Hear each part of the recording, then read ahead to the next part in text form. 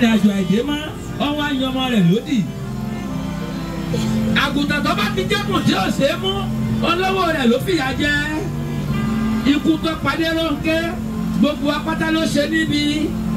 Àwa fẹ́ ọ ní tòótọ́ ayaba Dáramọ́lá Olúwo bá fẹ́ jù bẹ́ẹ̀ lọ. Mo rí yìí kẹ́ ikú tó pa yín mọ dárò. Gbogbo ọmọ tó fi sílẹ̀ níṣẹ́ ikú bí. Títílayọ̀ orí tí kú ṣe bí. Olúdáre mo fẹ́ kọ́ Ṣakí lọ́mọ ni.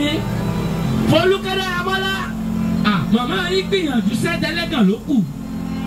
Ọpẹ́yẹmí ikú rẹ̀ ló pa màmá tó bí ẹ sáyé. Abiyamọ tó lọ sílé Olúwo ọba k'Olúwo ọba bá wọn dọ́run. Ilé ológo ni màmá yín lé láyé ó ti débẹ̀ nírọ̀rùn. Ọ̀pọ̀ èèyàn ló kú ẹ̀ ń kú sígbó. Ẹ̀yìn oko ló ń fojú wọn jẹ. Tí màmá wa Adérónkẹ́ yàtọ̀ gédéǹgbé ọ̀rọ̀ ọmọ aláyọ̀ tó kẹ́yìn ọ̀rọ̀.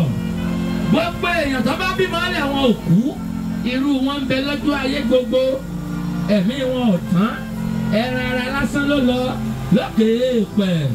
Kólú àwọn délẹ̀ fún màmá. Kólú àwọn délẹ̀ fún màmá. Kólú wọn délẹ̀ fẹ́yàn rẹ̀. Adérónkẹ́ bó délé òkílé. Bó délé kó kí bàbá.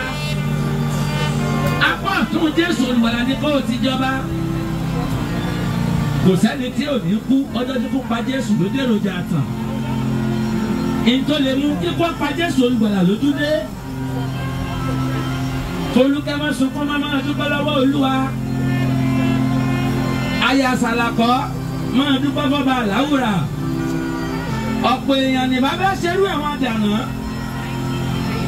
Olúdáre yá mọ́kànmọ́kàn sákín. Àrìnà kó dojú àlákéde. All right, can we all please rise as we bring this session to a close?